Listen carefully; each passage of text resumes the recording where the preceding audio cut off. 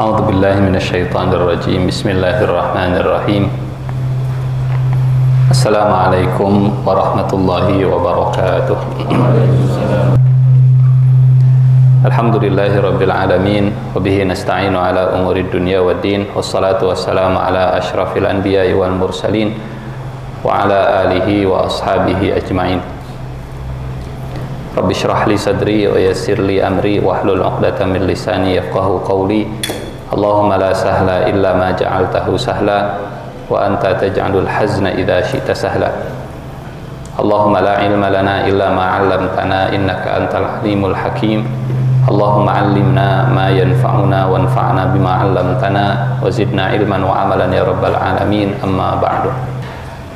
Hadirin jamaah salat subuh Masjid Al-Ukhuwah yang Allah muliakan.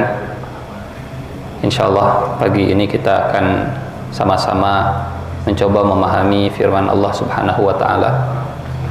Dan tema yang kita angkat adalah ayat-ayat tentang perumpamaan di dalam Al-Qur'anul Karim. Seperti yang pernah kita sampaikan di pertemuan sebelumnya, bahwa Allah Subhanahu wa taala mengenalkan dirinya kepada kita sebagai pengajar Al-Qur'an, yang mengajarkan Al-Qur'an. Berangkat dari surat Ar-Rahman ayat kedua, Allamal Qur'an. Dialah yang telah mengajarkan Al-Qur'an. Ya, allama yu'allimu ta'lim. Subjeknya atau isim fa'ilnya disebut mu'allim. Dari ayat ini Allah Subhanahu wa taala menegaskan, memposisikan bahwa Allah lah muallim, Allah yang mengajarkan Al-Qur'an. Dan yang sangat menarik adalah Asmaul Husna yang dipilih oleh Allah untuk mengajarkan Al-Qur'an bukan Al-Alim, Allam Al-Qur'an. Dari 99 yang kita kenal, yang dipilih adalah Ar-Rahman, Allam Al-Qur'an, yang Maha Pemurah, yang Maha Pengasih, yang Maha Rahman, yang telah mengajarkan Al-Quran. Rasa-rasanya kalau konteksnya adalah mengajarkan, maka Asmaul Husna yang menurut kita relevan adalah yang Maha mengetahui atau yang Maha luas wawasannya. Tapi Allah yang lebih tahu dari kita memilih Alam Al-Quran itu dengan Asmaul Husna Ar-Rahman. Ya. Sebelumnya kita sampaikan bahwa rahmat sebelum ilmu, kasih sayang sebelum memberikan wawasan, membuat cinta sebelum membuat bisa gitu. Kalau dalam kisah Nabi Musa dan Khidir, di mana Khidir ini adalah gurunya Nabi Musa, Allah menjelaskan tentang formula pendidik paripurna, kualifikasi seorang pendidik yang luar biasa. Ada 3 yang Allah sebutkan, dan urutannya rahmah sebelum ilmu. Fawajada abdan min ibadina atainahu rahmatan min indina wa 'allamnahu min ladunna ilma. Abdan, rahmatan, ilman. Kadang kalau kita bercerita tentang Khidir, yang sering digarisbawahi hanya ilmu laduninya saja. Padahal ilmu laduni itu nomor 3 dari Khidir. Wa 'allamnahu min ladunna ilma, itu urutan nomor 3. Urutan nomor 1 adalah abdan min ibadina. Dia adalah hamba di antara sekian banyak hamba kami. Atainahu rahmatan min indina. Kami telah berikan rahmatnya dari sisi kami. Wa 'allamnahu min ladunna ilma, dan kami ajarkan kepadanya ilmu dari sisi kami. Abdan, rahmatan, ilman. Karena seorang pendidik, manusia yang menjadi pengajar atau pendidik adalah manusia yang punya tugas utama menyadarkan status hamba kepada manusia yang lainnya, mentransfer kesadaran tentang penghambaan. Itu tujuan utama dari sebuah pendidikan. Baru yang kedua, metodenya adalah metode pendekatan kasih sayang atau rahmah. Dan yang terakhir baru transfer knowledge, wa 'allamnahu min ladunna ilma. Pijakannya adalah penghambaan kepada Allah, metodenya adalah kasih sayang, dan terus belajar, tidak pernah berhenti dalam menyampaikan ilmu. Pun demikian dalam surat Ar-Rahman diawali dengan rahmah, dilanjutkan dengan ilmu. Karena banyak orang yang bisa, tapi belum tentu dia cinta dengan apa yang dia bisa. Tapi kalau cinta, mudah-mudahan itu, walaupun mungkin bisanya bertahap, tapi akan lebih komitmen, akan lebih konsisten dengan apa yang dia bisa. Banyak orang yang bisa membaca, tapi mungkin tidak semua yang bisa baca cinta dengan membaca. Banyak orang yang bisa ngaji, tapi belum tentu yang bisa ngaji cinta dengan ngaji. Saat Allah mengajarkan Al-Quran, Allah pertama mengenalkan sebagai Rahman. Ar-Rahman 'allama Al-Quran. Ya, pengajar yang baik ini punten hanya sekedar mengulang apa yang kita sampaikan di pertemuan sebelumnya sebelum kita lanjutkan ke surat Al-Baqarah. Pengajar yang baik bukan hanya menyampaikan, tapi memastikan apa yang disampaikan betul-betul bisa dipahami. Dan salah satu bentuk rahmannya Allah adalah membuat perumpamaan dalam pengajaran sehingga memudahkan untuk pemahaman. Nah, disinilah kemudian kita mengangkat serial kajian tadabbur Al-Quran, ayat-ayat tentang perumpamaan, yang mudah-mudahan ini jadi kalau dalam komputer shortcut begitu ya. Kalau diklik masuk ke dalam foldernya yang tersembunyi di satu tempat, sehingga mengingat satu gambaran visual, mengingat satu perumpamaan, mudah-mudahan bisa mengingat banyak hal yang ada di balik perumpamaan tersebut. Dan perumpamaan hari ini adalah perumpamaan bagai menyalakan api di malam yang dingin. Jadi image-nya kurang lebih seperti ini. Ini Al-Baqarah ayat 17, Al-Baqarah ayat 18 gitu. Jadi picture-nya, gambar yang Allah sajikan adalah masaluhum kamatsalil ladzi istauqada nara. Perumpamaan mereka,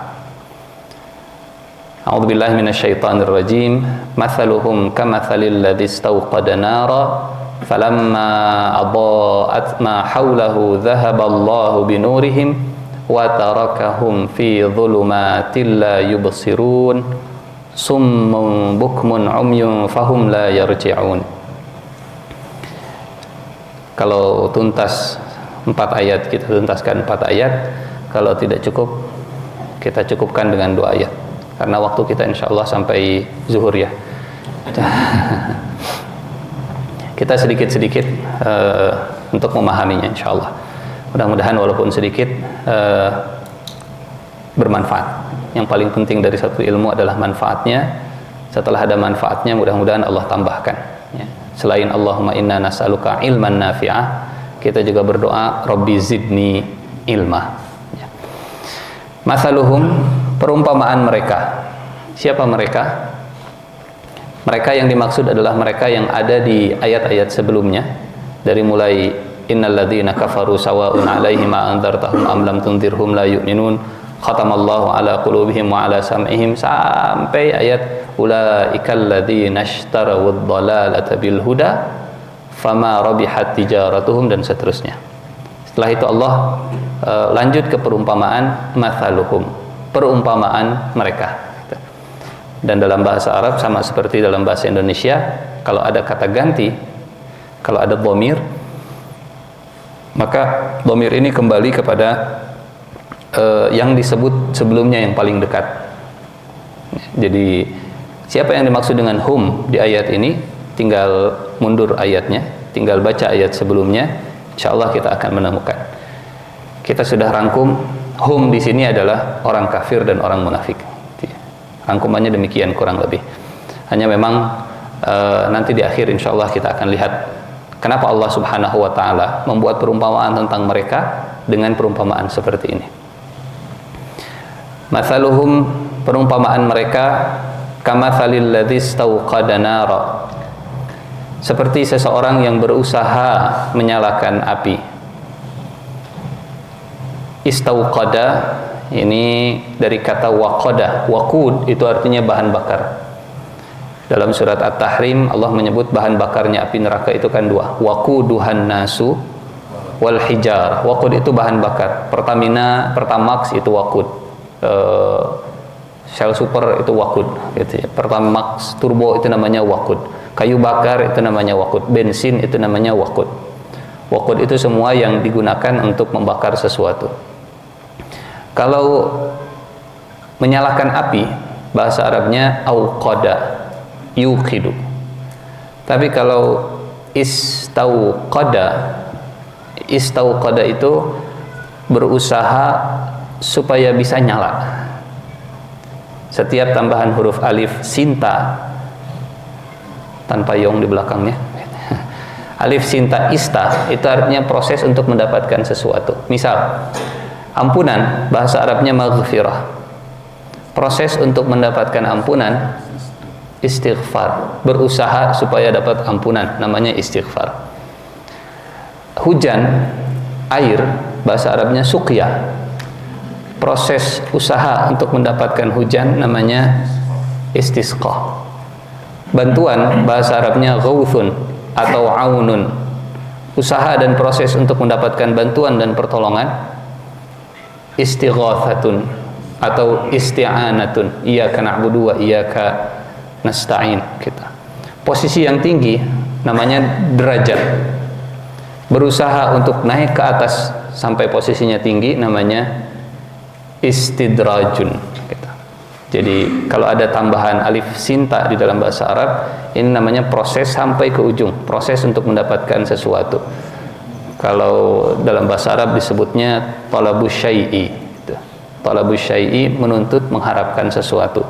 Istaghfara talabul maghfirah, istadraja talabud darajah, istaghatha talabul ghauth, proses untuk mendapatkan sesuatu. Allah tidak menggunakan kalimat auqada, karena kalau auqada itu apinya nyala, sudah nyala. Tapi kalau istauqada, berusaha untuk terus menyalakan api. Mathaluhum kamathalil ladzi istauqada, sehingga kalimat istauqada itu menggambarkan waktu dan proses yang sangat panjang, usaha yang sangat keras untuk menyalakan sebuah api. Dan jangan bayangkan menyalakan api zaman dulu seperti zaman sekarang. Kalau zaman dulu mungkin pakai kayu digosok-gosok lama begitunya. Kemudian serbuknya sampai keluar api kecil, kemudian ditiup-tiup pakai songsong supaya membesar sedikit-sedikit sampai akhirnya jadi besar. Itu namanya proses istauqada. Mathaluhum, perumpamaan mereka seperti perumpamaan seseorang yang berusaha untuk menyalakan api. Kalimat berusahanya tolong digarisbawahi karena gambaran prosesnya juga biar tercapture gitu, biar nampak. Falamma adha'at ma haulah, maka saat api itu menerangi dan menghangatkan. Jamaah yang Allah muliakan, kalau menerangi insyaallah clear, sama mungkin di terjemahan Bapak Ibu yang Bapak Ibu pegang di Al-Quran. Tapi kalimat menghangatkan ini kita akan temukan dalam kamus, walaupun mungkin kita nggak akan temukan dalam Al-Quran terjemahan. Sengaja saya tambahkan menghangatkan karena di dalam bahasa Arab dalam Al-Quran Allah membedakan antara cahaya yang punya kehangatan dan cahaya yang tidak punya unsur kehangatan, cahaya yang bisa memberikan panas dan cahaya yang tidak ada unsur panasnya. Seperti bedanya antara cahaya matahari dan cahaya bulan. Kalau cahaya matahari Allah menyebutnya bau, kalau cahaya bulan Allah menyebutnya nur. Huwallazi ja'ala asy-syamsa dhiya'an wal qamara nuran. Dialah yang telah menjadikan matahari bersinar dan bulan bercahaya. Terjemahan bahasa Indonesia nggak bisa mengcapture unsur hangat dan unsur panasnya. Tapi dalam bahasa Arab Allah membedakan antara cahaya matahari dengan cahaya bulan, diksinya dibedakan. Kalau matahari cahayanya disebut bau, dia. Kalau bulan cahayanya disebut nuran. Tabarakalladzi ja'ala fis samaa'i burujan wa ja'ala fiha sirajan wa qamaran munira. Kadang disebut munir, kadang disebut bau. Kalau bulan itu konsisten disebutnya nur.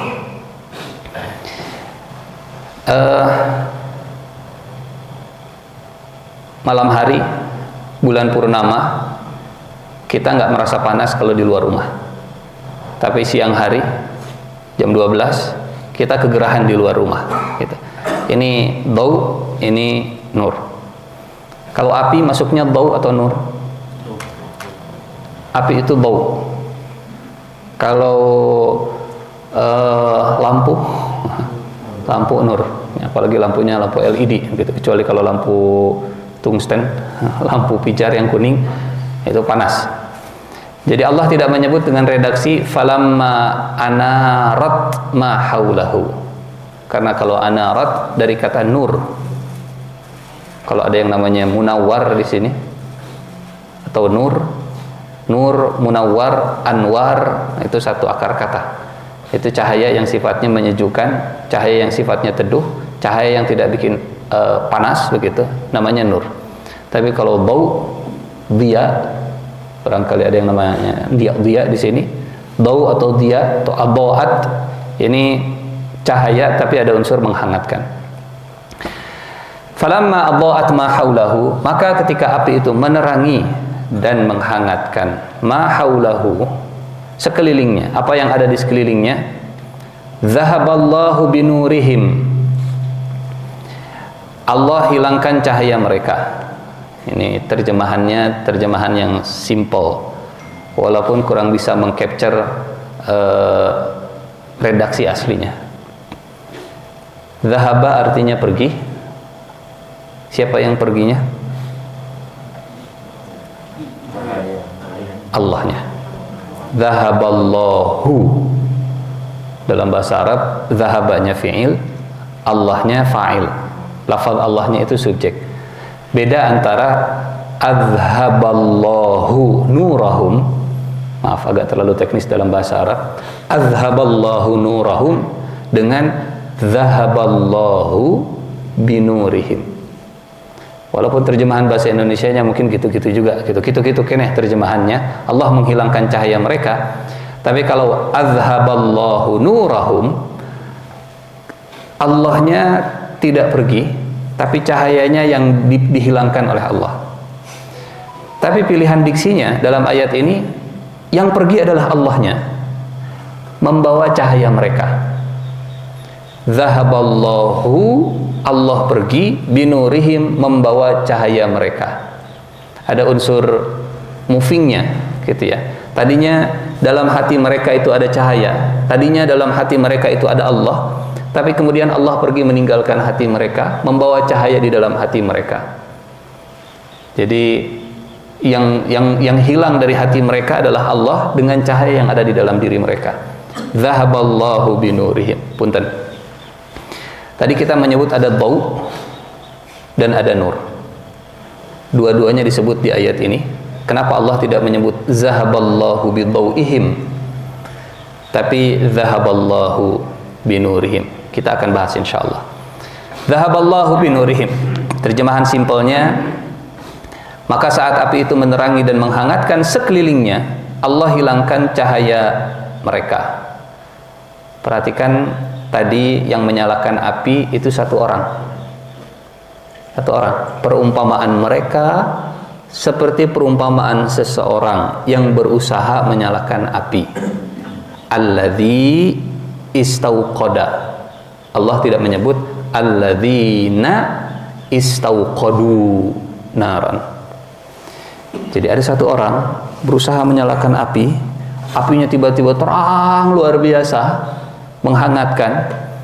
Nun jauh di sana ada orang yang mendapatkan cahayanya walaupun tidak dapat kehangatannya. Kemudian setelah itu apinya diambil, cahayanya diambil dari mereka dan meninggalkan mereka dalam kegelapan yang berlapis-lapis. Allah tinggalkan mereka, wa tarakahum fi dhulumat, dalam kegelapan. Karena Allah menggunakan jamak. Jamak itu lebih dari 3, 2 ke atasnya, 3 ke atas. Dan Allah meninggalkan mereka dalam kegelapan yang berlapis, la yubsirun, mereka tidak lagi bisa melihat. Ini punten sedikit demi sedikit, kata demi kata kita coba tadaburi sebelum kita nanti masuk ke pembahasan utamanya. Allah tidak menggunakan la yanzurun, Allah tidak menggunakan la yaraun, Allah tidak menggunakan la yusyahidun, Allah memilih la yubsirun. Karena basara dengan nadhara dengan ro'a ini punya perbedaan makna. Terjemahan bahasa Indonesianya sama. La yaraun tidak dapat melihat, la yanzurun tidak dapat melihat, la yubsirun juga tidak dapat melihat. Tapi cara melihat basara itu mata dan hati dua-duanya terlibat. Summum bukmun umyum fahum la yarji'un. Mereka tuli, mereka bisu, mereka buta, dan mereka tidak bisa kembali. Ini juga kita akan tadabburi. Kenapa mulai dari sini, kemudian ke sini, berujung di sini? Kenapa enggak bukmun, sumun, umyun, atau umyun? Karena suasananya adalah suasana la yubsirun. Mereka tidak bisa melihat setelah mereka ditinggalkan dalam kegelapan yang berlapis. Image-nya yang pertama kali kita bayangkan adalah mereka buta, gitu ya. Kemudian mungkin mereka bisu, setelah itu mereka tuli. Tapi Allah mulai dari telinga ke mulut baru ke mata. Setiap urutan di dalam ayat pasti menyisakan banyak rahasia. Ini perumpamaannya, perumpamaan api dan cahaya, perumpamaan mathaluhum, perumpamaan mereka. Baik, Bapak Ibu jamaah yang Allah muliakan, kita mulai dari yang pertama. Mathaluhum kamathalil ladzi istauqada nara. Perumpamaan mereka seperti seseorang yang berusaha menyalakan api. Ingat gambaran tadi? Dicekeskeun gitu, dinyalakan. Lama berusaha menyalakan api. Pertanyaannya, siapa yang Allah maksudkan dengan seorang laki-laki yang berusaha menyalakan api ini?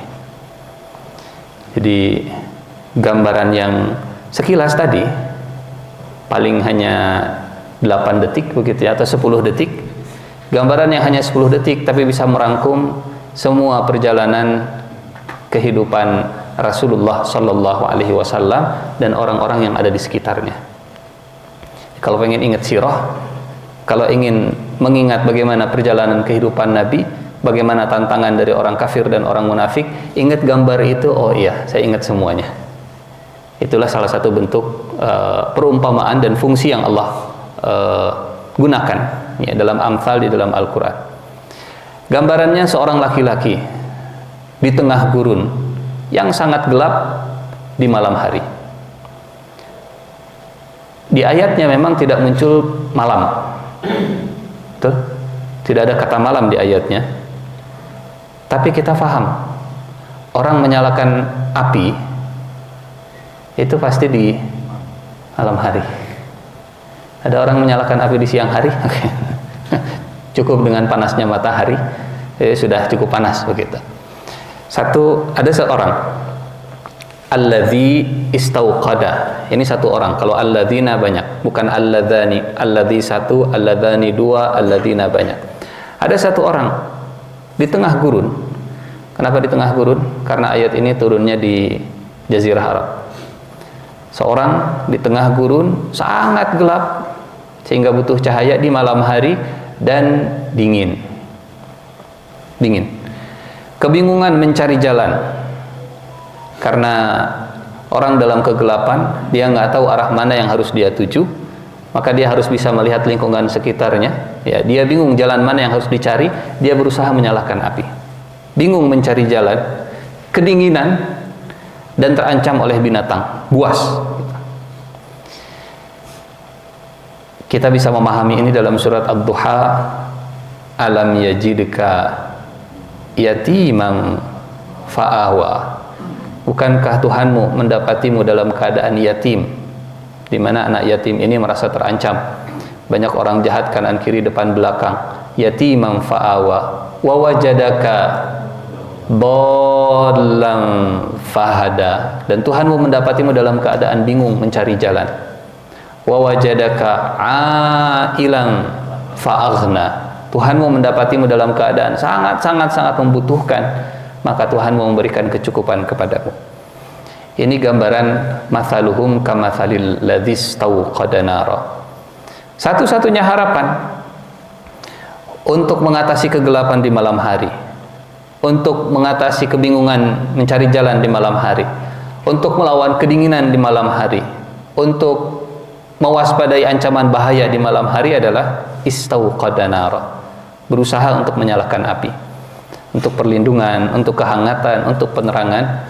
Yang ini dilakukan oleh Nabi sebelum beliau mendapatkan wahyu.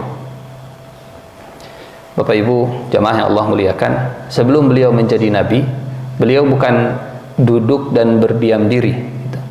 Nunggu wahyu sajalah gitu, nunggu Jibril datang. Beliau Rasulullah Shallallahu Alaihi Wasallam sama sekali tidak pernah mengharapkan untuk jadi seorang utusan Allah, sehingga saat wahyu datang responnya juga ketakutan. Beda dengan orang yang kapan saya dilantik, kapan saya jadi Rasul, kapan saya jadi Nabi. Pas didatangi Jibril mungkin responnya akan beda. Yes, akhirnya dilantik juga jadi Nabi. Tapi kan nggak begitu responnya. Didatangi Jibril tiba-tiba, pulang dalam keadaan takut, tanda kalau Nabi memang tidak sedang mencari wahyu, berada di gua Hira bukan untuk mencari wahyu. Apa yang dilakukan Nabi dengan istauqada, berusaha menyalakan api? Kita menemukan ini dalam testimoni Khadijah. Saat Nabi pulang dapat wahyu, kemudian cerita ke Khadijah apa yang terjadi di gua Hira. Kata Khadijah, suamiku, demi Allah, engkau tidak akan dihinakan oleh Allah. Kenapa? Jujurmu ada dalam setiap ucapan. Silaturahmi selalu engkau jalankan. Tamu selalu engkau muliakan. Orang susah selalu engkau bantu. Orang yang tidak berpunya selalu engkau berikan hartamu. Orang yang minta pertolongan selalu engkau berikan advokasinya. Wallahi la yukhzikallahu abadan, innaka latasilur rahim wa tasduqal hadith wa tahmilul kal wa tuksibul ma'dum wa tuqrid dhaif wa tu'inu ala nawaibid dahr. Ini yang dilakukan oleh Nabi sebelum beliau mendapatkan wahyu. Beliau berusaha ya di tengah jahiliyahnya kota Mekah, berusaha untuk menyalakan apa? Lilin kalau bahasa kita. Berusaha untuk menyalakan api, berusaha untuk menyalakan obor, istauqada. Belum adha'a. Kalau adha'a itu ketika wahyu turun, cahayanya terang. Tapi sebelum wahyu turun, istauqada, sedikit berusaha untuk menyalakan api. Mudah-mudahan dalam kesendirian Rasulullah menyalakan api di tengah gelapnya jahiliyah orang Mekah bisa menjadi penerang untuk lingkungan sekitarnya. Beliau jujur dalam bicaranya. Beliau berusaha menjaga silaturahim di tengah banyak orang memutuskan hubungan kekeluargaan. Beliau banyak membantu orang di saat banyak orang tertindas dan tertindas. Beliau banyak membantu orang yang tidak berpunya dan seterusnya, berusaha untuk menyalakan api. Ini yang dilakukan oleh Rasulullah Shallallahu Alaihi Wasallam sebelum menjadi Nabi, istauqada nar, berusaha menyalakan api. Jadi yang dimaksud seseorang yang berusaha menyalakan api dalam gambaran ayat ini adalah Rasulullah Sallallahu Alaihi Wasallam. Jadi ingat orang bikin api unggun, yang kita ingat adalah oh ini Rasulullah berusaha menyalakan api di lingkungan sekitarnya. Kegelapan, zulumat, melambangkan masa-masa jahiliyah saat wahyu lama tidak turun setelah diangkatnya Nabi Isa. Berapa jauh jarak Rasulullah Sallallahu Alaihi Wasallam dengan Nabi Isa? Sekitar 500 tahun. Dan ini jarak yang cukup lama dari satu nabi ke nabi berikutnya. Biasanya kalau nabi meninggal dunia, nabi penerusnya sudah ada. Nabi Ibrahim belum wafat, Nabi Ismail sudah ada, Nabi Ishak sudah lahir. Nabi Ishak belum meninggal dunia, Nabi Yakub sudah ada. Jadi penerus berikutnya. Nabi Yakub belum meninggal dunia, Nabi Yusuf sudah diangkat jadi nabi. Nabi Daud belum meninggal, Nabi Sulaiman sudah siap mewarisi. Nabi Zakaria sudah berusia senja, kemudian Allah berikan Nabi Yahya, gitu. Terus begitu. Tapi setelah Nabi Isa diangkat ke langit, Allah belum lagi mengutus nabi, ya Allah belum menurunkan wahyu karena nabinya tidak ada. 500 tahun. Dan lamanya jarak antara Nabi Isa diangkat ke diutusnya Nabi Muhammad SAW ini selama dari waktu maghrib sampai waktu subuh. Sangat panjang. Manusia dalam kegelapan, Bayangkan orang di malam hari masing-masing akan berusaha mencari cahaya sendiri-sendiri. Kalau masih malam, ya semuanya menyalakan lampu. Tapi kalau matahari sudah terbit, cukuplah satu cahaya yang Allah berikan. Lampu-lampu yang kita miliki tinggal dimatikan. Ini mathaluhum kamathalil ladzis tauqada nara. Dingin dan gelap. Dari kata istauqada. Yang kedua, jadi mathaluhum kamathalil ladzis tauqada nara. Ini merangkum berapa tahun? Merangkum 40 tahun. Dari 0 sampai 40 tahun sebelum jadi nabi, dirangkum oleh Allah dalam gambar mathaluhum kamathalil ladzis tauqada nara. Sesimpel itu Allah menggambarkan untuk merangkum 40 tahun perjalanan. Atau kalau dari usia Nabi Muhammad 40 tahun, tapi kalau zulumatnya itu dari Nabi Isa diangkat sampai Nabi Muhammad dilahirkan. Sehingga Bapak Ibu jamaah yang Allah muliakan, detik-detik kelahiran Nabi Muhammad SAW itu juga sebagai image kegelapan malam itu sudah hilang. Jam berapa Rasulullah dilahirkan? Kalau jamnya tidak tahu, hanya Allah yang tahu dengan pasti. Tapi Nabi lahir ketika fajar itu terbit. Nabi lahir itu di pagi hari. Nabi lahir itu setelah kegelapan malam mulai hilang, saat fajar menyingsing, saat matahari mau datang, Rasulullah dilahirkan.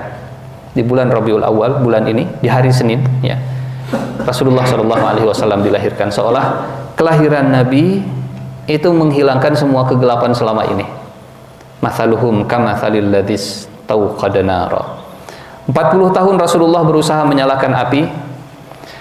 Falamma adaa'at ma haulahu. Saat api menerangi dan menghangatkan sekelilingnya, akhirnya wahyu datang dan cahayanya bersinar, apinya berkobar hebat, cahayanya terang kemana-mana, memberikan kehangatan di tengah kegelapan malam yang dingin.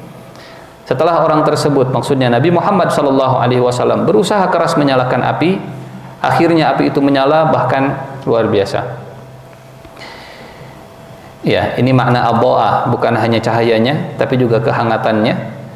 Dan cahaya dan kehangatan itu gambaran dari wahyu Al-Quranul Karim. Sehingga siapa yang membutuhkan cahaya, siapa yang membutuhkan petunjuk, siapa yang membutuhkan obor di tengah kegelapan, cukuplah Al-Quran yang menjadi petunjuk dan panduannya. Dzalikal kitabu la raiba fihi hudan. Ayat pertama yang membuka surat Al-Baqarah. Kemudian Allah Subhanahu wa taala di ayat ke-17-nya membuat perumpamaan hudannya. Ayat pembukanya dzalikal kitabu la raiba. Hudannya, bagaimana perumpamaan hudan dalam Al-Qur'an? Perumpamaan Al-Qur'an sebagai petunjuk. Bayangkan di tengah malam, di kegelapan, kita kemudian melihat ada cahaya. Oh, itu ada petunjuk. Bayangkan kita seperti di tengah lautan, begitu. Kita nggak tahu mana utara, mana selatan, mana barat, mana timur. Tiba-tiba melihat ada menara, kemudian bercahaya, mutar-mutar. Hudan. Dzalikal kitabu la raiba fihi hudan lil muttaqin. Di surat Al-Fatihah, di akhir surat Al-Fatihah kita selalu minta ihdina, bimbing kami, kasih petunjuk kami, guide us ya Allah.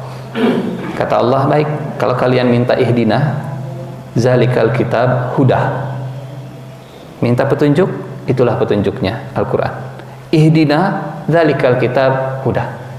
Akhir surat Al-Fatihah minta petunjuk, awal surat Al-Baqarah dikasih petunjuknya. Zalikal kitabu la raiba fihi huda. Falamma adaa'at ma haulahu, maka ketika api menerangi dan menghangatkan sekelilingnya. Gambaran ini Bapak Ibu jamaah yang Allah muliakan, gambaran bagaimana Al-Quran itu berhasil menerangi sekitarnya, menjadi bahan pembicaraan di kota Mekah khususnya, dan juga menjadi pembicaraan di Jazirah Arab secara luas. Karena setelah Al-Quran turun, yang selalu, apa bahasa kita, FYP, yang selalu viral, yang selalu jadi trending topik di Mekah dan di Madinah adalah Al-Quran. Sebelum Al-Quran itu turun, sebelum Rasulullah menerima wahyu, Setiap orang itu kadang tertarik dengan syairnya si fulan, syairnya si fulan, syairnya si fulan gitu, hikmahnya si fulan, hikmahnya si fulan. Tapi setelah Al-Qur'an datang, semua hilang viralnya. Satu-satunya yang viral, satu-satunya yang menjadi cahaya, satu-satunya yang menjadi pusat perhatian. Kalau di Gede Bage ada stadion GBLA, begitunya. Kalau di GBLA itu sedang main bola, cahayanya naik ke atas, dari jauh bisa kelihatan. Oh, di sana ada orang main bola, terangnya ke atas. Gitu. Kurang lebih seperti itu gambarannya. Saat cahaya Al-Quran turun, dari kejauhan sudah bisa terlihat cahayanya.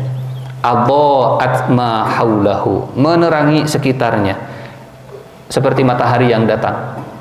Ya, seperti matahari yang datang, semua orang akhirnya bisa melihat, semua orang akhirnya menjadi tertuju perhatiannya kepada cahaya matahari tersebut. Falamma adha'at ma haulahu. Ini gambaran Al-Quran setelah diterima oleh Rasulullah sallallahu alaihi wasallam. Banyak orang-orang yang mendapatkan manfaat, banyak orang-orang yang kemudian mendekat, banyak orang-orang yang kemudian mendapatkan petunjuk dan mendapatkan kehangatan di tengah dinginnya malam hari. Kalau dalam sirahnya, banyak orang yang tadinya kering hatinya, kosong, mengalami kebutaan spiritual, saat turun wahyu, inilah yang saya cari selama ini, inilah yang saya inginkan selama ini, inilah yang saya harapkan selama ini. Salah satu yang sekarang sedang tren di barat barangkali, baca Quran, baca terjemahan dan ngasih ulasan. Islam jadi agama yang paling pesat pertambahan penganutnya di barat sana. Dan salah satu penyebab utama mereka menganut agama Islam bukan melihat muslimnya, tapi melihat sumber dari agama Islamnya. Mereka baca Quran, karena mereka senang baca mungkinnya. Mereka baca Quran, mereka menganalisa, mereka kemudian memberikan ulasan. Banyak yang akhirnya masuk Islam karena sudah membaca Al-Quran, mengenal Al-Quran. Ini makna adha'at ma haulahu. Dari mulai perempuan Khadijah radhiyallahu anha, adha'at ma haulahu. Dari mulai keluarga Rasulullah, anak-anak Rasulullah, adha'at ma haulahu. Dari mulai kawan terdekatnya Rasulullah, Abu Bakar, adha'at ma haulahu. Kemudian keluar rumah Rasulullah, ke sahabat-sahabatnya, ke budak-budaknya, ke tetangga sekitarnya, adha'at ma haulahu. Jadi melihat api berkobar dan terang, yang kita ingat adalah ini Al-Quran di zaman Rasulullah SAW sampai kita sekarang, ya, yang cahayanya terus berkobar. Tapi gambarannya masih belum selesai. Kata Allah, "Dzahaballahu binurihim." Di tengah cahaya tersebut telah falamma adha'at, di tengah cahaya tersebut telah terang dan telah memberikan kehangatan, Allah pergi membawa cahaya mereka. Tadi kita sampaikan di awal, ada dhau, ada nur. Kalau api disebutnya adha'a. Kalau cahaya yang tidak panas, sejuk, namanya nur. Yang dibawa oleh Allah, dhau'nya atau nurnya? Dzahaballahu binurihi atau binurihim? Allah tidak membawa pergi cahayanya Allah, tapi Allah membawa pergi cahayanya mereka. Betul? Yang dihilangkan bukan dhau'nya, yang dihilangkan adalah nur yang ada pada mereka. Ini sangat presisi sekali pilihan diksi dari Allah, dari Al-Quran ini. Adha'at ma haulahu, apinya terang. Apinya kemudian memantul ke dalam hati mereka. Makanya bulan itu disebut nur, karena bulan itu hanya memantulkan cahaya matahari. Kita tahu di pelajaran fisika begitu ya. cahaya matahari, kemudian kena ke bulan, bulan memantulkan ke kita. Hanya memantulkan cahayanya, tapi tidak memantulkan panasnya. Ini disebut dau, ini disebut nur. Yang Allah hilangkan bukan daunya, bukan apinya, bukan kehangatannya, tapi apa yang ada di dalam diri mereka berupa nurnya. Maka pilihan katanya bukan zahaballahu bidau'ihi, bukan zahaballahu binurihi, tapi zahaballahu binurihim. Cahaya yang ada di dalam diri mereka yang dihilangkan oleh Allah, yang dibawa pergi oleh Allah Subhanahu wa ta'ala. Ini gambaran yang ketiga. Gambaran yang pertama apa tadi? Orang berusaha menyalakan api, merangkum 40 tahun masa hidup Rasulullah sallallahu alaihi wasallam. Gambaran yang kedua, apinya membesar, wahyu turun, banyak orang mendapatkan manfaat, banyak orang merasakan kehangatan, banyak orang yang sudah tersentuh sebetulnya, mereka mendapatkan cahayanya. Kemudian gambaran yang ketiga, ada juga orang yang sudah tahu cahayanya, sudah kenal dengan cahayanya, sudah merasakan manfaatnya, tapi kemudian menolak cahaya tersebut, mengingkari cahaya tersebut. Inilah yang Allah sebut mathaluhum zahaballahu binurihim. Perumpamaan mereka seperti orang yang dicabut cahayanya, padahal sudah dikasih api yang terang. Jadi yang salah bukan Allah yang sudah memberikan wahyu. Yang salah mereka tidak mau, walaupun sudah mendapatkan manfaatnya, sudah tahu dan bisa merasakan manfaatnya. Makanya Allah menggunakan nurihim, gitu, cahaya mereka. Dalam bahasa Arab disebutnya mudhaf ilaih. Mereka sudah tahu ini cahaya, mereka sudah kenal ini cahaya, mereka sudah merasakan manfaatnya ini cahaya. Mereka juga sudah tahu inilah petunjuk sesungguhnya. Tapi karena mereka menolak, gambarannya punten, Allah yang meninggalkan mereka dalam kegelapan berlapis, bukan mereka yang meninggalkan Allah Subhanahu wa ta'ala. Walaupun dalam prakteknya mungkin, dalam prakteknya merekalah yang kufur, merekalah yang sombong, merekalah yang menolak untuk mengakui Al-Quran. Tapi hakikat yang sesungguhnya, Allah yang meninggalkan mereka, Allah yang membawa cahaya dari hati mereka, wa tarokahum, dan meninggalkan mereka. Bukan mereka yang meninggalkan Allah, tapi Allah yang meninggalkan mereka. Tarokahum, dia meninggalkan mereka. Jadi yang bergerak sebetulnya siapa? Allah. Jadi gambaran yang begitu indah, gitu ya. Mereka menjauh dari api, kata Allah bukan mereka yang menjauh dari api, Allah yang bergerak menjauh dari mereka, membawa cahaya dalam diri mereka. Wa tarakahum fi dhulumatin. Allah yang meninggalkan mereka dalam kegelapan yang berlapis, fi dhulumatin la yubsirun. Selamanya mereka tidak bisa menggunakan basirah. Bapak Ibu, punten. Dalam ayat yang Allah sampaikan ini, ya, kita lihat semuanya menggunakan past tense, fi'il madhi, kecuali ini, la yubsirun. Istauqada, fi'il madhi. Adha'a, fi'il madhi. Dhahaba, fi'il madhi. Taroka, fi'il madhi. Pasten semuanya. Tapi la yubsirun, la yarji'un, itu fi'il mudhari', present continuous tense. Kalau fi'il madhi, kata kerja yang sudah lampau dan sudah selesai. Tuh. Kalau fi'il mudhari' itu belum tuntas dan akan terus-menerus seperti itu. Jadi berusaha menyalakannya sudah, terangnya sudah, nggak akan berubah. Kemudian Allah pergi membawa cahaya mereka juga sudah, ditinggalkan dalam kegelapannya sudah. Apa yang belum? mereka nggak bisa melihatnya itu yang belum. Terus-terusan mereka nggak akan bisa melihat. La yubsirun, di ayat berikutnya la yarji'un. Mereka nggak akan bisa balik lagi ke cahaya. Mereka nggak akan bisa balik lagi mendapatkan nurnya, manfaat dan kehangatannya. Dan Masya Allah, Allah memilih la yubsirun karena basoro itu bukan hanya di mata, tapi juga di hati.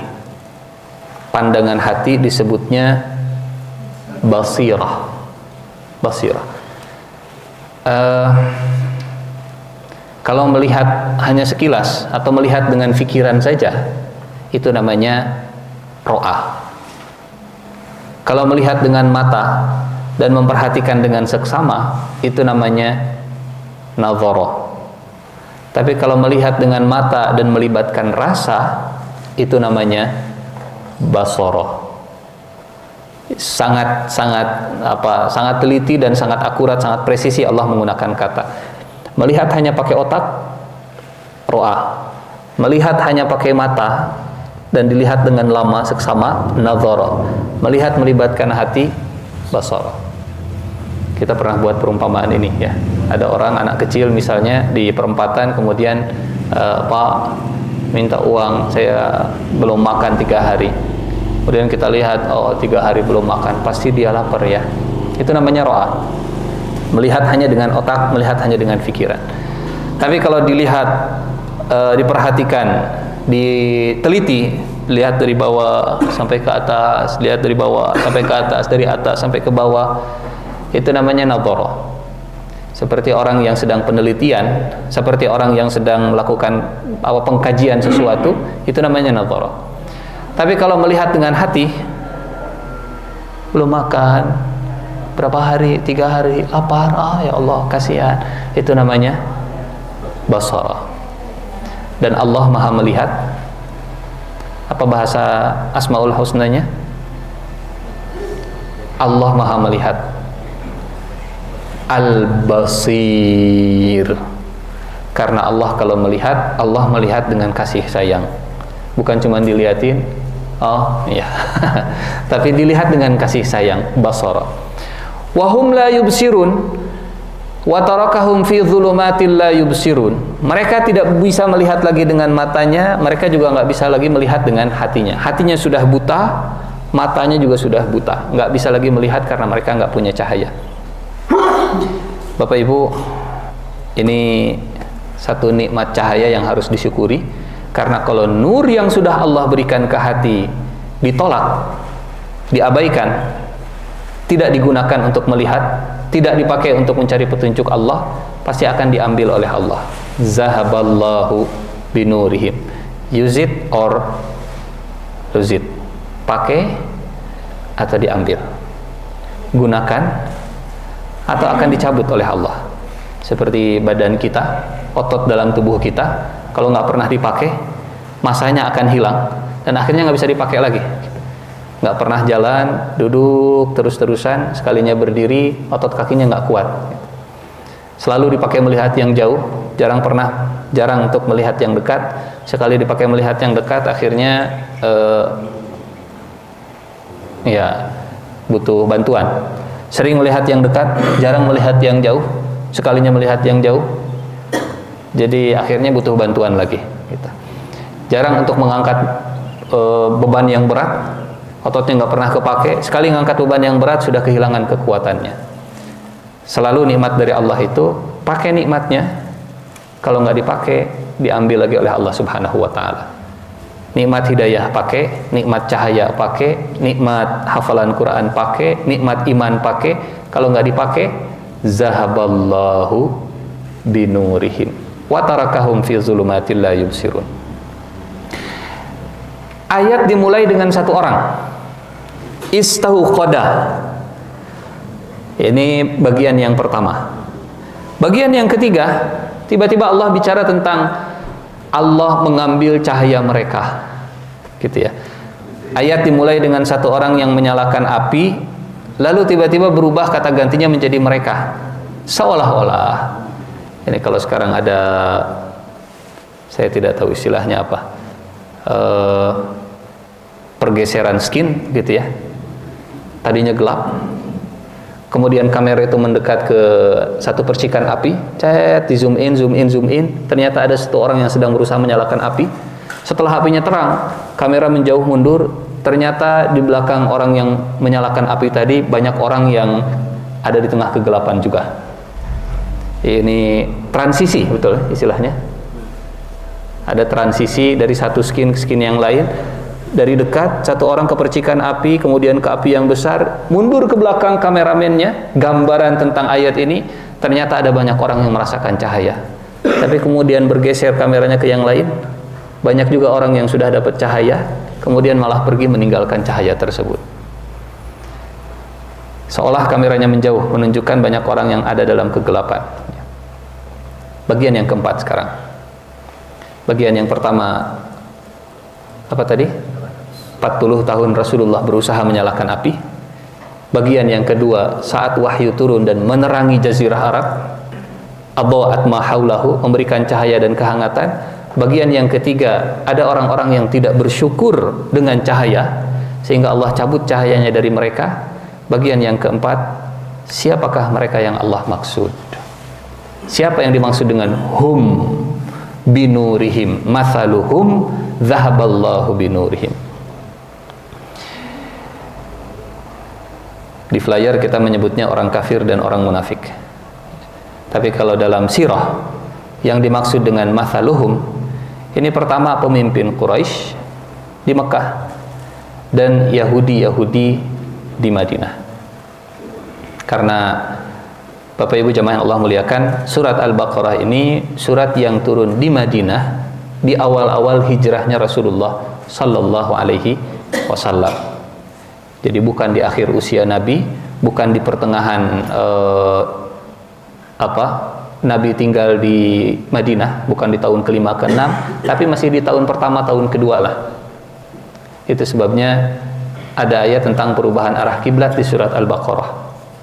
Dan arah kiblat berubah itu setelah Rasulullah tinggal di Madinah selama kurang lebih sekitar 14 bulan, kurang lebih. Pokoknya arah kiblat itu berubah sebelum perang Badar. Perang Badar itu di tahun ke-2 Hijriah. Arah kiblat berubah sebelum 2 Hijriah dan surat Al-Baqarah turun di sana. Jadi Al-Baqarah termasuk surat yang turun di awal-awal hijrahnya Rasulullah sallallahu alaihi wasallam.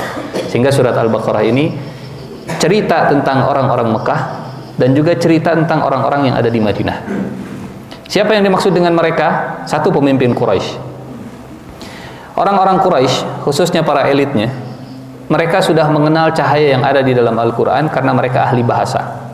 Mereka dengar Al-Quran, bahkan punten, se-Abu Jahalnya Abu Jahal itu sangat menikmati bacaan Al-Quran. Abu Jahal itu tersentuh, ada begitu potensi cahaya dalam dirinya. Kita pernah ceritanya bagaimana Abu Jahal di malam hari nguping Rasulullah sedang tahajud. Di sini Abu Jahal, di sana Abu Sufyan, di sini Akhnas bin Syuraik. Rasulullah, mereka tahu agenda harian Rasulullah malam harinya tahajud, dan mereka nguping karena rumah zaman dulu ya simple, sederhana. Jadi kalau sedang baca bisa kedengeran dari luar. Dengar gitu, dinikmati Abu Jahal. Saat pulang ketemu di tengah jalan, ditanya, nah ya Kang Sufyan di dia, Kang Jahal di dia, Ahnas saya di dia. Dilihat jejak kakinya, kamu ketahuan dari rumah Muhammad ya. Ente oge sama dari rumah Muhammad. Jangan dibahas. Sudah, jangan dibahas. Jangan sampai orang Mekah tahu kalau kita datang ke rumahnya Muhammad. Kita deal-dealan, jangan lagi datang ke rumahnya Muhammad, ini hari terakhir. Sip? Oke. Abu Jahal berpikir karena kemarin sudah deal-dealan gak akan datang, berarti yang lain gak akan datang. Abu Jahal yang datang sendiri. Ternyata yang lain mikirnya sama. Datang lagi malam yang kedua, dipertemukan lagi oleh Allah sampai 3 malam berturut-turut, dan akhirnya gak ada yang bisa bohong begitu. Mereka mengakui Al-Quran itu indah dalam bahasanya, dalam maknanya, memberikan kehangatan kepada jiwa, adha'at ma haulahu. Tapi Abu Jahal memilih untuk mengakui, zahaballahu binurihim. Adapun Abu Sufyan dimudahkan oleh Allah, dijaga cahayanya oleh Allah sehingga masuk Islam walaupun belakangan begitu. Dari mana kita tahu cerita ini? Ya dari pelakunya pasti. Gitu. Yang tahu 3 orang ini. Walid bin Mughirah datang kemudian mendengar Al-Quran. Kemudian Walid bin Mughirah, kalau bahasa siapa Walid bin Mughirah itu Bapak Ibu? Orang paling kaya, hartanya sangat luar biasa. Setahun sekali kain kiswah Ka'bah itu kan diganti. Kalau tahun ini patungan orang Mekah, kalau tahun depan kata Walid bin Mughirah kalian nggak usah patungan, tahun ini cukup pakai harta saya sendiri. Jadi kalau mau dibuat perbandingan berapa banyak hartanya Walid bin Mughirah, 1 banding penduduk Mekah lah. Ini apa ya? Crazy rich-nya begitu ya. Crazy rich-nya Mekah saat itu. Dan yang namanya orang kalau sudah melimpah harta, kata-katanya bisa jadi sabda gitu. Bahkan kentutnya pun bisa jadi parfum gitu. Didengar oleh banyak orang. Walid bin Mughirah komentar, bikin postingan. Kalau bahasa kita, Walid bin Mughirah bikin postingan di akunnya. Isi postingannya begini: saya belum pernah mendengarkan kata-kata seindah Al-Quran yang dibawa oleh Muhammad. Atasnya begitu berbuah, bawahnya itu seperti sungai yang mengalir, dan batangnya begitu kokoh. Inna a'laha la muthmir, wa inna asfalaha la mukhdiq, wa innahu ya'lu, dan bahasanya itu sangat tinggi. Abu Jahal itu masih saudaranya, satu kabilah Bani Makhzum. Kata Abu Jahal, postingan Anda itu bahaya. Tapi memang begitulah faktanya. Kata Abu Jahal, tapi itu membahayakan kita. Tolong buat postingan atau take down postingannya, atau bikin postingan mengklarifikasi. Sebutlah Quran itu sihir. Kata Walid bin Mughirah, saya tahu jampe-jampenya tukang sihir, Al-Quran gak kayak sihir. Sebutlah itu racawannya dukun. Saya tahu dukun, tapi itu nggak kayak dukun. Muhammad nggak kayak dukun, nggak nyembur-nyembur kanan kiri. Atau sebutlah Muhammad itu gila, ngomongnya ngelantur. Kata Walid bin Mughirah, Anda tahu sendiri Muhammad itu nggak gila. Itulah yang Allah capture peristiwanya dalam surat Al-Muddathir. Innahu fakkara wa qaddar, fakutila kaifa qaddar, thumma kutila kaifa qaddar, thumma nazar, thumma abasa wa basar, thumma adbar wastakbar. Walid bin Mughirah berusaha memikirkan bikin postingan tentang siapa Muhammad dan sebutan apa yang cocok untuk menjelek-jelekan Muhammad. Berfikir sampai akhirnya Walid bin Mughirah pasrah, sudahlah sebut saja Muhammad itu tukang sihir dan Al-Quran itu sihir. Setelah kalimat itu terucap, zahaballahu binurihim wa tarakahum fi zulumatin la yubsirun. Ini hum ya dalam sejarahnya. Tapi hum bukan hanya tentang pemimpin Quraisy, karena Al-Quran bukan cerita masa lalu. Al-Quran juga panduan untuk hari ini. Siapa yang sudah mendapat hidayah kemudian menolak untuk mengikuti hidayah, masaluhum kamatsalil ladzi istauqada nar, zahaballahu binurihim. Yang kedua, siapa mereka? Karena surat Al-Baqarah juga surat Madaniyah, surat yang turun di Madinah, di mana Madinah itu banyak ahli kitab. Hum juga termasuk Yahudi di Madinah. Bapak Ibu, setelah Nabi Isa diangkat ke langit, ya orang Yahudi mereka sedang menunggu kedatangan Nabi akhir zaman. Dan yang ditunggu-tunggu ternyata datangnya dari Mekah. Di Madinah, orang Yahudi itu sesumbar selalu mengumumkan, kami Yahudi itu sedang menunggu Nabi akhir zaman. Dalam kitab kami sifat-sifatnya seperti ini. Kalau Nabi akhir zaman datang, kami akan beriman kepadanya, kami akan membantunya, kami akan berperang bersamanya, kami akan perangi semua bangsa Arab.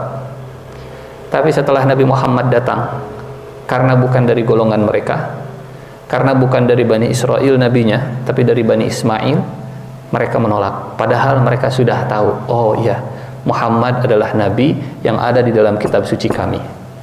Mereka kenal mereka kenal Nabi Muhammad seperti mereka kenal anak mereka sendiri.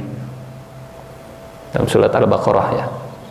alladzina atainahumul kitaba ya'rifunahu kama ya'rifuna abna'ahum. Mereka kenal Nabi Muhammad seperti mereka mengenal anak mereka sendiri. Itu cahaya yang sudah Allah ke diri mereka. Cahayanya yang sudah Allah kasih ke diri mereka. Bahkan kata seorang Yahudi yang akhirnya masuk Islam, Abdullah bin Salam, saat ditanya Umar bin Khattab tentang ayat ini, Al-Baqarah ayat 146, kata Umar, bagaimana komentarmu terhadap ayat ini? Orang yang kami berikan Alkitab, mereka mengenal Nabi Muhammad seperti mereka mengenal anak mereka sendiri. Kata Abdullah bin Salam, Sadaqallah, Allah benar. Saya lebih kenal Nabi Muhammad daripada anak saya sendiri. Kalau kata Allah, seperti mereka mengenal anak sendiri, kata Abdullah bin Salam, saya lebih kenal Muhammad daripada saya kenal anak saya sendiri. Kalau anak saya nggak tahu seperti apa sifatnya kalau dia belum lahir. Kalau Nabi, saya sudah tahu sifatnya walaupun bapaknya belum lahir. Kalau anak saya nggak tahu seperti apa fisiknya kalau dia belum lahir.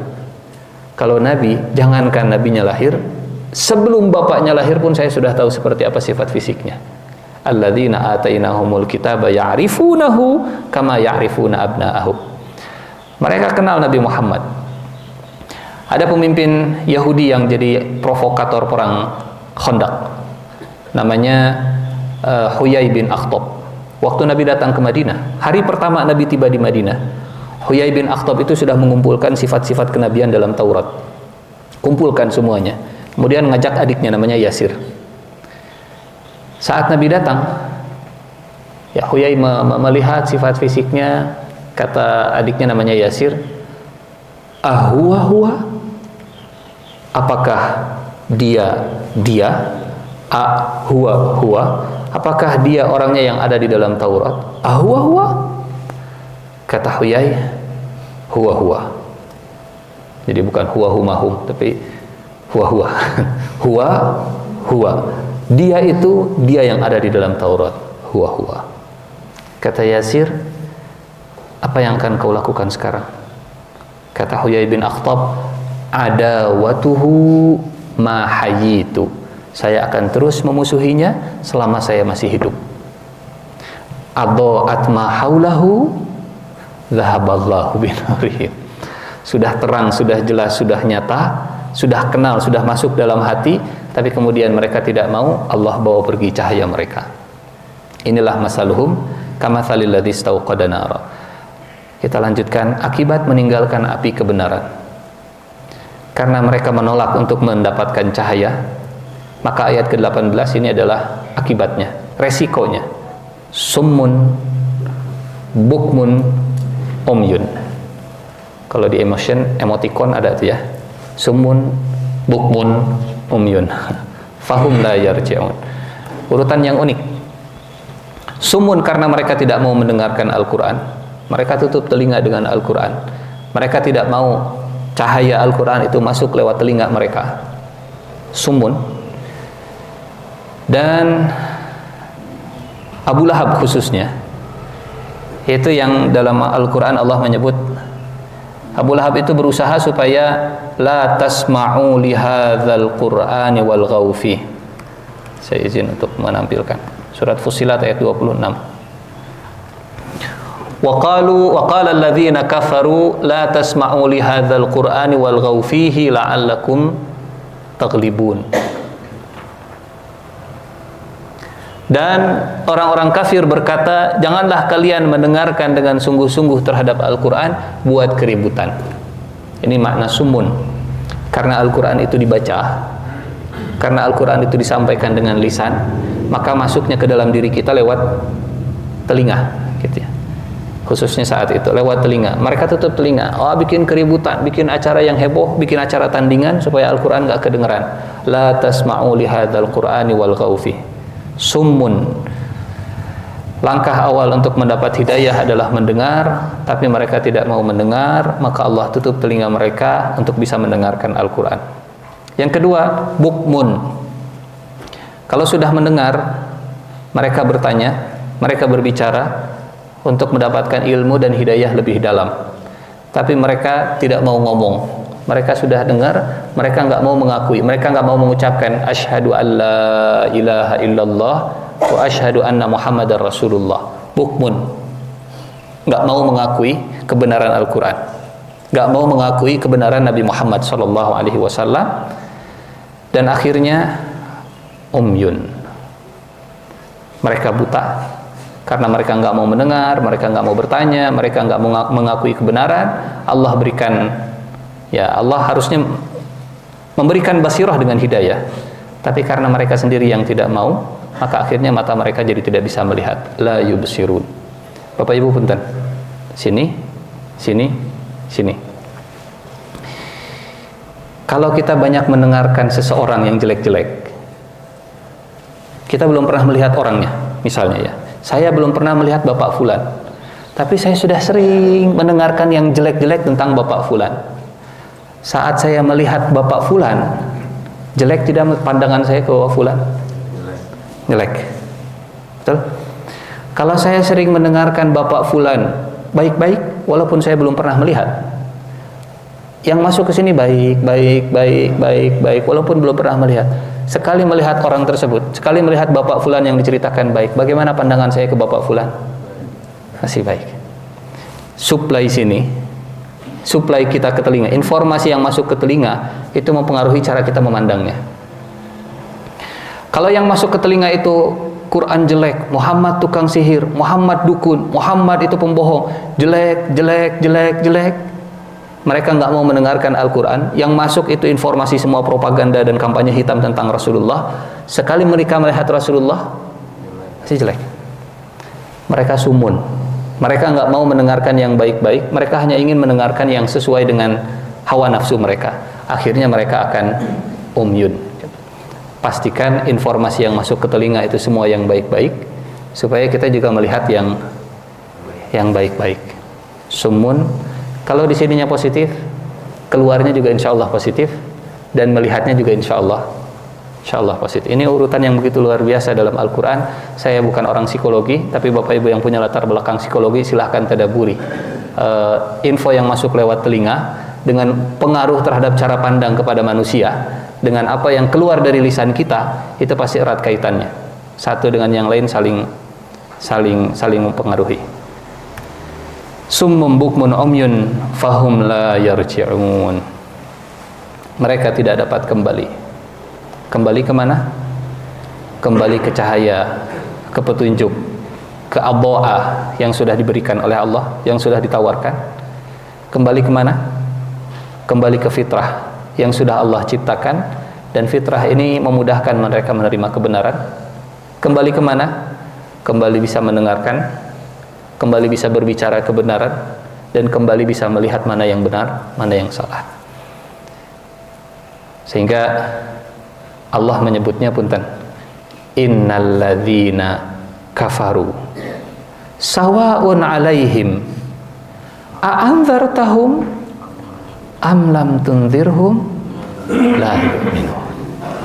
Sesungguhnya orang-orang yang kafir itu, siapa orang yang kafir yang dimaksud? Orang yang sudah terpapar cahaya tapi mereka menolak cahaya. Itulah orang kafir dalam Al-Quran, ya. Bukan orang yang belum pernah mengenal cahaya, tapi orang yang terpapar cahaya, menolak untuk menerima cahaya. Mau dikasih peringatan, mau tidak dikasih peringatan, mereka nggak akan beriman. Perumpamaannya seperti orang yang menyalakan api, cahayanya sudah terang, mereka sudah dapat nurnya, tapi diambil cahayanya, mereka kemudian menjadi tuli, mereka buta, mereka bisu, mereka buta. La yubsirun, la yarji'un. Bapak Ibu yang Allah muliakan, dua ayat di 17 dan 18 surat Al-Baqarah merangkum gambaran dari ayat 6. Coba kita lihat ya. Dua ayat ini merangkum ayat 6 sampai ayat ke-16 berarti. Sesungguhnya orang kafir sama saja bagi mereka. Kamu beri peringatan atau tidak, mereka tidak akan beriman. Allah telah mengunci mati hati dan pendengaran mereka, penglihatan mereka ditutup, dan bagi mereka siksa yang amat berat. Summun bukmun umyun, ya, la yarji'un la yubsirun. Di antara manusia ada yang mengatakan kami beriman kepada Allah dan hari kemudian, padahal mereka bukan orang yang beriman. Sudah terpapar cahaya, keluar kalimat imannya, tapi mereka memilih untuk tidak mengakui secara utuh. Mereka hendak menipu Allah dan orang yang beriman, padahal mereka menipu diri mereka sendiri. Kata Allah, Allah yang pergi dengan cahayanya, bukan mereka yang meninggalkan. Mereka mau menipu Allah, Allah yang pergi dengan cahaya mereka. Kemudian dalam hati mereka ada penyakit, lalu ditambah penyakitnya, dan bagi mereka siksa yang pedih disebabkan mereka berdusta. Fi zulumatin, kegelapan yang berlapis-lapis, kegelapan di hati, kegelapan di sekitar, kegelapan masa depan, kegelapan hari akhir. Dan bila dikatakan kepada mereka, janganlah kalian berbuat kerusakan di muka bumi, mereka menjawab, kami orang-orang yang mengadakan perbaikan. Itulah orang yang dalam kegelapan, mereka nggak tahu mana yang benar, mana salah. Pokoknya ini kayaknya, gitu. Padahal yang dipegang naon begitunya. Kayaknya ini, jika nama listrik teh ternyata kesetrum. Gitu. Dan bila mereka berjumpa dengan orang yang beriman, apabila dikatakan kepada mereka, berimanlah seperti orang yang lain telah beriman, mereka menjawab, apakah kami beriman seperti orang bodoh itu? Kama amana sufaha. Jadi kami ingin seperti orang-orang yang ada di sekitar api? Enggak. Kami imannya seperti ini saja. Zahaballahu binurihim wa tarakahum fi zulumatil la yubsirun. Bila mereka berjumpa dengan orang yang beriman, mereka mengatakan, kami telah beriman. Ada dikasih sedikit cahaya. Tapi kalau mereka kembali kepada setan-setannya, kembali kepada pemimpinnya, kembali kepada pimpinan mereka, penguasa mereka, sebetulnya kami hanya mengolok-ngolok saja. Kami ngaku-ngaku beriman untuk mengejek mereka. Zahaballahu binurihim. Sudah adha'a zahaba. Allah membalas olok-olokan mereka dan membiarkan mereka terombang-ambing dalam kesesatan. Fi zulumatin la yubsirun. Itulah orang yang membeli kesesatan dengan petunjuk. Sudah dikasih cahaya, malah mengejar kegelapan. Sudah adha'at ma haulahu, malah mereka mengabaikan nur yang sudah Allah berikan. Jadi Masya Allah, ayat 6 dan ayat ke-16 dirangkum dalam satu image, dirangkum dalam satu gambaran, ayat ke-17 dan ayat ke-18. Sehingga kalau melihat orang menyalakan api unggun, yang kita ingat adalah Al-Baqarah ayat 6 sampai Al-Baqarah ayat ke-16. Inilah Ar-Rahman Allamal Quran. Merangkum semua yang panjang dalam gambar visual yang mudah diingat dan menyimpan banyak makna. Kalau foto dipajang di dinding, setiap pikselnya itu menyimpan banyak cerita lah, kurang lebih begitu. Foto pernikahan, cekrek, dipajang di dinding, yang kita ingat, Masya Allah, itu biayana baheula 200 miliar. Ngelihat foto mudag-mudag nanti itu 2 tahun, kemudian bertarung dengan banyak laki-laki yang lain. Ya aduh, ngumpulkan artos lagi capek gitu. Ini EO nanti banyak masalah, ini teh tamuna ada macam-macam gitu. Padahal cuma satu image, tapi di balik image tersebut ada banyak cerita. Wallahu a'lam bishawab. Ini mungkin yang bisa disampaikan.